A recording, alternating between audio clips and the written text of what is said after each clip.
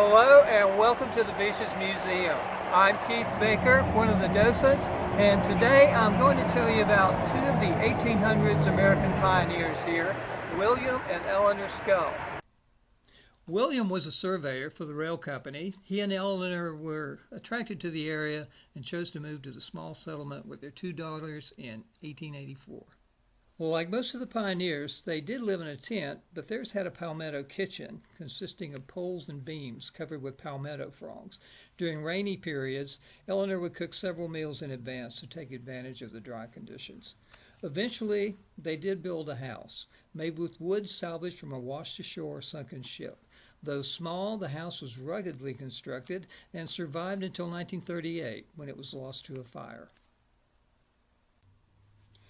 When the area's population began to grow with sailors, fishermen, and rail employees, the Sculls saw a business opportunity. They pitched a second tent, and that became the settlement's general store. Eleanor once joked that the fishermen's favorite food was canned sardines. By 1887, the town's most prominent structure was the Murray Hall Hotel, which sat where today's lifeguard station is located. And this was spectacular.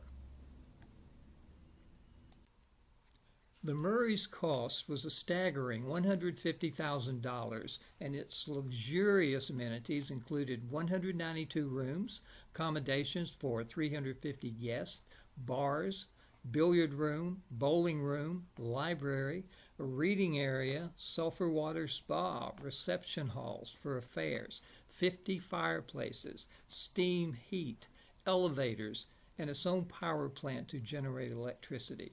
This was a huge proposition for 1887. Sadly, at enormous economic loss, the Murray Hall burned in 1890. Over a 40-year period, fire claimed at least 7 beach hotels, which sounds rather suspicious, yes? There may be a possible explanation for this, or at least plausible deniability, which we'll tell you about another time. As you'd imagine, building these hotels required enormous amounts of lumber, which the small beaches rail service could never have supplied. Jacksonville sawmills would load paddle boats, steamers, and flatboats with bundle lumber, steam to the beaches, then wait for the incoming tide. That's when they'd dump the bundles overboard, the current would wash them to the beach, then mule and ox teams would drag them to the oceanfront construction site.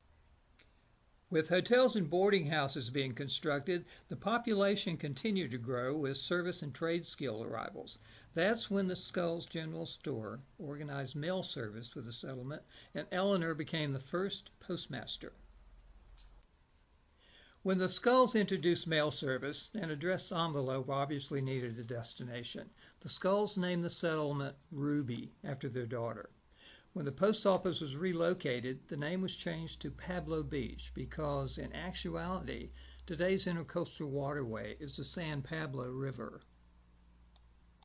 The last name appeared in 1925. This was the height of the Roaring Twenties. America was prosperous. People were going on holiday in their now affordable Ford automobiles, and tourists were discovering Florida.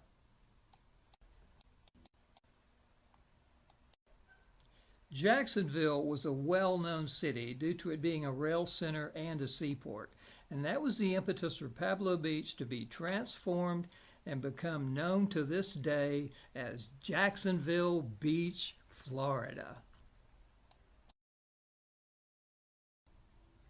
Please come visit the museum to investigate the artifacts and structures of our past and learn from us docents the inside story of the beach's history. We'll see you when you arrive.